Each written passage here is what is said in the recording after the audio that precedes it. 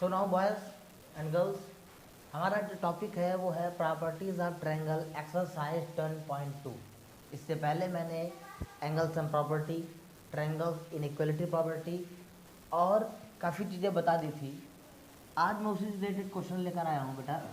तो एक्सरसाइज 10.2 में question number first जो है, पहला क्वेश्चन कुछ इस टाइप का हमें मिलेगा। Check whether it is possible to draw triangle whose sides are given as follow. यानी कि एक हमें ऐसे ट्रायंगल की जांच करनी कि बताइए ट्रायंगल्स बन सकता है या नहीं, त्रिभुज की रचना की जा सकती है या नहीं, जिसकी साइड्स आपके सामने गिवन होंगी, क्योंकि ट्रायंगल है कि 3 साइड्स ही होंगी। बताना ये है कि यहाँ पर एक ट्रायंगल ड्रॉ हो सकता है या नहीं। तो इसके लिए मैंने सबसे पहले आप बताना चाहूँगा कि जो ट्रायंगल इनइक्वालिटी प्रॉपर्टी बताई थी मैंने, वो क्या थी। तो समझो, ट्रायंगल इनइक्वालिटी प्रॉपर्टी के अकॉर्डिंग क्या था कि triangle inequality property states that the sum of any two sides of a triangle is greater than other side.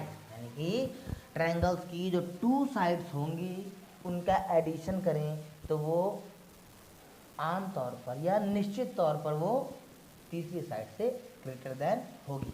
Okay, तो आपके सामने 3 साइड्स हैं। इस साइड को हमने ए कर लिया, ये बी है, ये सी है।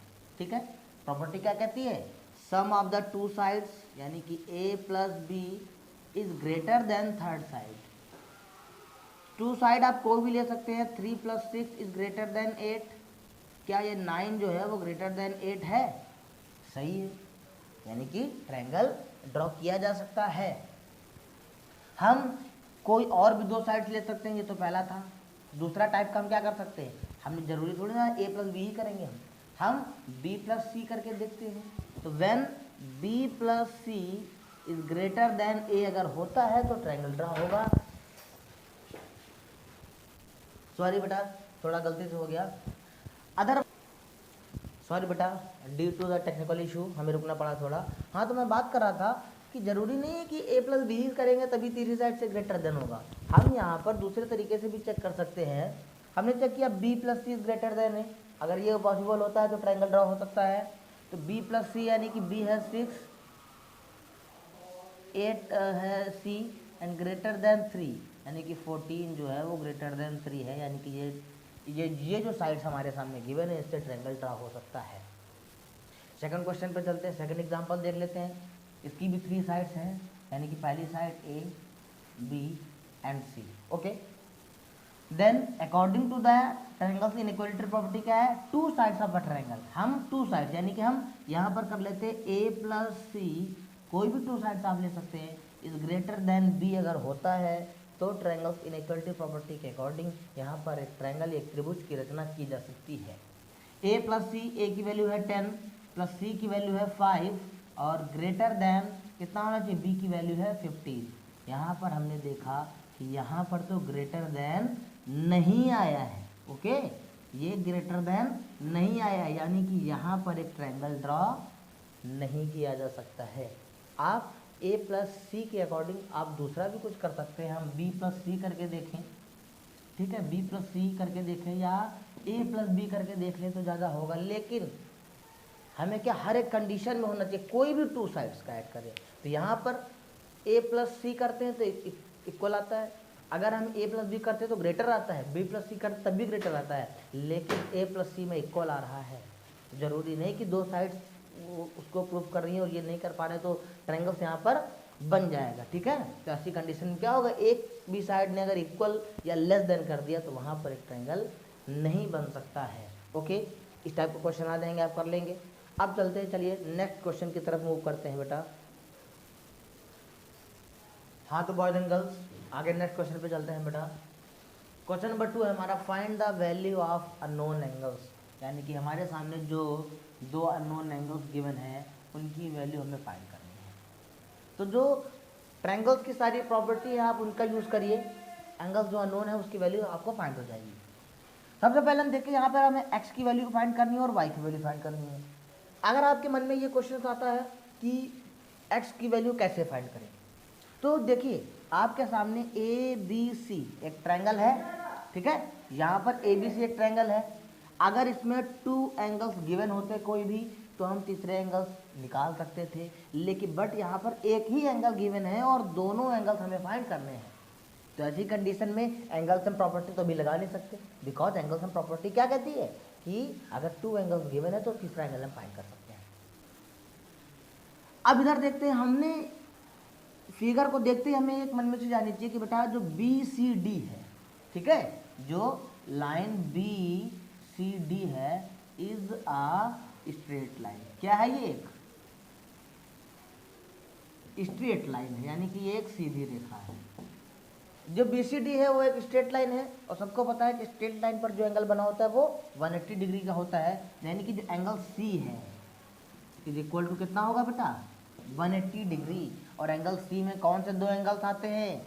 एंगल्स वाई और प्लस एंगल ये जो 125 है, ये कितना हो जाएगा? 180। देन एंगल वाई कितना हो जाएगा बेटा?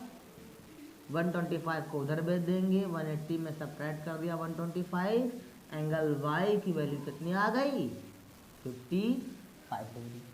Okay, got it. Then angle y हमें फाइंड हो जाएगी। अब एंगल वाई जब ये हमें फाइंड हो गया तो यहाँ पर ये 55 हमने रख दिया। अब हम देखें एंगल सम प्रॉपर्टी का यूज कर सकते हैं in a triangle A B C. In triangle A B C using angle sum property. Angle sum property, according to the angle sum property, sum of the two angles of a triangles is, sorry, वो triangle inequality property थी। Angle sum property क्या कहती है? Sum of the 3 angles is 180 degree, यानी कि जो तीनों angles हैं, यानी कि angle x plus 62 degree plus 55 is equal to कितना हो जाएगा? 180 डिग्री। एंगल x की वैल्यू में फाइंड करनी है, तो यानी कि हम इन दोनों को ऐड करें और उधर ट्रांसफर कर दें। 180 माइनस 62 और 55 को जब आपने ऐड किया तो कितना आया बेटा? 5 और 2 7 और 5 और 6 11 11, ये आया कितना आया आपका? 117। तो एंगल x की वैल्यू कितनी आ जाएगी? 180 में 170 सेपरेट कीजिए तो 170 है, 3 ले जाएंगे और कितना बचेगा? 60, यानी कि 63 डिग्री आ गया आपका। ये जो दो अननोन एंगल्स थे, एंगल x और एंगल y, दोनों हमें फाइंड हो गए। हमने क्या यूज़ किया? कुछ एक्स्ट्रा वर्ड तो लाए नहीं, जो आपको पहले प्रीवियस कॉन्सेप्ट में पढ़ाया था मैंने वही यूज़ किया और आ गया। इस टाइप के क्वेश्चन बहुत इंपॉर्टेंट है और सिंपल भी होते हैं। ओके, तो आप angle sum property, triangles inequality property का यूज़ कीजिए और आप ट्रायंगल्स को फाइंड कीजिए। हाँ तो स्टूडेंट आगे बढ़ते हैं अपने नेक्स्ट क्वेश्चन की तरफ। हम बेटा find the value of unknown angles में ये क्वेश्चन है जो शायद आपको देखने में टफ लगे, लेकिन आप एंगल्स की सारी ट्रायंगल्स की सारी प्रॉपर्टीज लगाएंगे तो वो क्वेश्चन भी आप इजीली डन कर सकते हैं उसको। सबसे पहले हमने देखा इस क्वेश्चन में कि ये एक ट्रायंगल्स है, हमें अननोन एंगल्स की वैल्यू फाइंड करनी है जो अननोन एंगल्स एक्स वाई और जेड के फॉर्म में है। अगर हम बात करें ए बी सी ट्रायंगल्स में तो हमें एक ही एंगल दिया हुआ है, ना तो ये एंगल हमें पता है ना ये पता है। अब हम बात करते हैं पूरे वाले ट्रायंगल्स के, जो बड़ा ट्रायंगल्स है ट्रायंगल्स ई सी डी में, तो इसमें भी हमें ये एंगल पता है और ना तो ये एंगल पता है ना ये एंगल पता है। तो बात जब आती है कि जब अगर 2 एंगल्स हमें पता होते हैं और थर्ड एंगल फाइंड करना होता तो सिंपल होता था एंगल सम प्रॉपर्टी लगा के, लेकिन यहाँ पर एक ही एंगल गिवन है और 2 एंगल्स नहीं दिया। लेकिन हमें एक अदर इंफॉर्मेशन दी है कि दिया है हमें E D parallel A B. जब E D parallel A B given है हमें, तो ऐसी कंडीशन में आपने देखा बेटा कि ये पैरेलल लाइन है और ये ट्रांसवर्सल लाइन जा रही है। आप इसको ट्रांसवर्सल लाइन मान लें या इसको मान सकते हैं। ओके, तो हमने देखा कि जो ED है वो पैरेलल है AB के। अगर आप ध्यान से देखें तो ED ऐसे जा रही है और ये लाइंस ऐसे जा रही है, ठीक है। तो ये जब लाइंस ऐसे जा रही हैं और ये एक ट्रांसवर्सल लाइन है यहाँ पर, ये ऐसे ये ट्रांसवर्सल लाइन आ गई, ये यहाँ पर आपका एंगल Z है और ये एंगल 85 है और यहाँ से ये जो एंगल्स है आपको नहीं पता है, ठीक है। तो ये तो समझ में आ गया कि ये पैरेलल लाइन है और एक ट्रांसवर्सल लाइन है। उससे पहले मैं बताना चाहूँगा कि अगर ये एंगल आपको पता होता, यानी कि ये एंगल दिस, तो आप सीधा पैरेलल लाइन और ट्रांसवर्सल लाइन की प्रॉपर्टी लगाते और इस एंगल को इस एंगल के इक्वल कर देते करस्पॉन्डिंग एंगल से, यानी कि संगत कोण है ये। तो जाहिर सी बात है, सिंपल सी, हम पहले इस एंगल को ना पता कर लें, पता करते हैं। हमने देखा जब ई ए सी है, ई ए सी जो है वो एक स्ट्रेट लाइन है बेटा, और स्ट्रेट लाइन है तो आप पहले ही पढ़ चुके हैं, स्ट्रेट लाइन है तो यानी कि 85 और प्लस ये जो एंगल है, ठीक है, angle C A B is equal to 180 होगा। सी ए बी कितना आ जाएगा, angle C A B is equal to 180, इधर है 85 सब्ट्रैक्ट कर देंगे, कितना आ जाएगा 180 माइनस का 85, तो angle C A B is equal to कितना आ जाएगा बेटा 80, ये हो गया, और 15 उधर से बचा तो कितना आ गया 95, यानी कि ये एंगल आपका 95 आ गया। अब मैंने देखो सिंपल, इसलिए मैंने पैरेलल लाइन्स वाली जो प्रॉपर्टी थी वो पहले बता दी थी। जब ये 95 है तो ये जेड वाला एंगल कितना हो जाएगा 95 cause of corresponding angles. Okay, ये डन हो गया आपका। आप इधर ध्यान से देखिए, हमें ये 95 पता चल गया, ये 32 पता चल गया। अब हम बात करेंगे in triangle C E D, small नहीं, जो बड़ा वाला बिगर ट्रायंगल है उसकी बात कर रहे हैं, सी ई डी में, इसमें 32 ये पता है हमें, 95 ये पता है।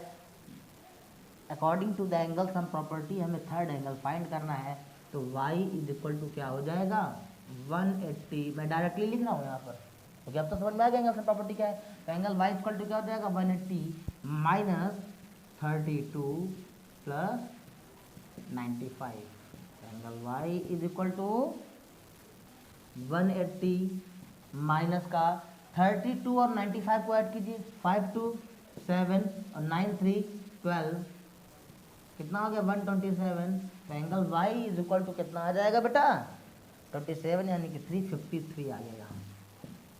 एंगल y की वैल्यू कितनी आ गई 53 आ गई। अब जब ये एंगल y 53 आ गया ये, तो आप देखिए पैरेलल लाइंस और ट्रांसवर्सल लाइन की प्रॉपर्टी मैंने पहले बता रखी है। तो ये जो एंगल 53 है और ये जो एंगल x है, ये भी क्या हो गया आपके करस्पॉन्डिंग एंगल, तो ये भी क्या आ गया आपका 53। आई बात समझ में? ओके, अब हम चलते हैं अगले नेक्स्ट क्वेश्चन पे, वो हमारा क्या होगा। हाँ तो बॉयज एंड गर्ल्स चलते हैं नेक्स्ट क्वेश्चन पे। हमारा नेक्स्ट क्वेश्चन हमारे सामने गिवन है, in the given figure find the measure of angle C A B. हमें इसमें ये एंगल्स फाइंड करना है। तो इस एंगल को फाइंड करने के दो तरीके हैं। सबसे पहले हम ओरली समझते हैं, बाद में रिटर्न में। देखिए बेटा, फर्स्ट वे क्या है हमारा कि हमें ये एंगल्स पता है और ये इस एंगल की भी वैल्यू हमें दी हुई है, एक्स के फॉर्म में दी है लेकिन दी है, तो हमें ये एंगल नहीं पता है। तो ये एंगल गिवन है, अगर ये एंगल भी हमें पता चल जाता तो हम एंगल सम प्रॉपर्टी लगाते और इस एंगल और इस एंगल का सम करते, जो 180 के इक्वल होता, उससे एक्स की वैल्यू फाइंड हो जाती। फर्स्ट वे तो ये हो गया हमारा। सेकंड तरीका क्या है हमारे पास कि यहाँ पर ये जब हमने देखा इस एंगल को, तो ये जो एंगल है, this angle is the exterior angle of triangle CBA। जब ये एक बाह्यतम कोण है, यानी कि एक्सटीरियर एंगल है ट्रायंगल CBA का, तो आपने एक्सटीरियर एंगल की प्रॉपर्टी पढ़ी है कि जो एक्सटीरियर एंगल प्रॉपर्टी होती है वो उसके यानी कि जो बगल वाला एंगल है, जो एडजेसेंट एंगल है, उसको छोड़कर बाकी दोनों एंगल्स के सम के इक्वल होता है। यानी कि ये वाला एंगल जो है इसके और इसके सम के इक्वल होगा। आप इस प्रॉपर्टी को लगा दें तो डायरेक्टली एस की वैल्यू फाइंड हो जाएगी। दोनों तरीके हैं आपके पास। तो मैं मानता हूँ कि जो एक्सटीरियर एंगल वाला है ये ज़्यादा सिंपल पड़ेगा। पता सब कुछ होना चाहिए, करते वही है जो ज़्यादा सिंपल होता है। तो देखिए हम बात करते हैं कि हम लिखेंगे यहाँ पर we know that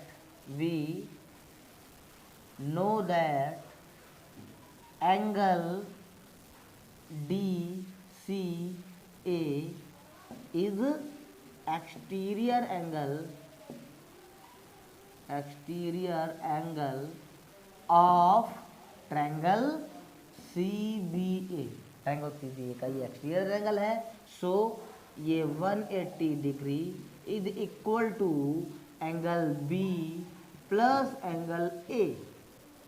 180 degree is equal angle B आपके सामने 85 है, और एंगल A यानी कि CAB गिवन है 2x प्लस 5।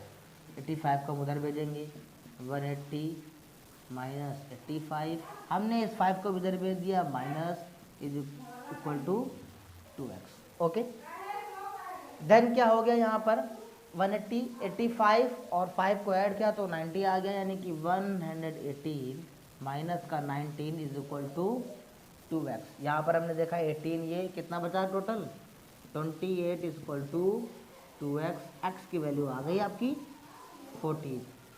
ये आपका एंगल नहीं आया बेटा, ये x की वैल्यू आई है, और जब x की वैल्यू 14 है आपके सामने ये एंगल फाइंड करना था, तो angle CAB is equal to कितना है 2x प्लस 5। आपने x की वैल्यू निकाली है 14 और प्लस 5, यहाँ से कितना आ गया 28 प्लस 5 कितना आ गया बेटा 33। ये आ गया आपका, आई बात समझ में, यानी कि जो एंगल CAB है वो 33 आ गया। तो कुछ नहीं करना है बेटा, जो प्रॉपर्टीज ऑफ ट्रायंगल्स हैं, क्वेश्चन आपका न्यूमेरिक वैल्यू में हो सकता है, या फिगर वैल्यू में हो सकता है, या फिर वर्ड प्रॉब्लम में भी हो सकता है। तो आपको कुछ नहीं, आपने अगर इसका कॉन्सेप्ट नहीं पढ़ा है तो आप चैनल पे जाइए, चैनल पे क्लिक कीजिए, तो सारी वीडियोस जो प्रॉपर्टीज ऑफ ट्रायंगल्स के साथ में भी ये तीसरी या चौथी वीडियो होगी, सारी मिल जाएंगी। ओके, तो लगातार अपडेट करने के लिए देखते रहिए और अच्छे से पढ़ते रहिए। तब तक के लिए गुड बाय, धन्यवाद बेटा।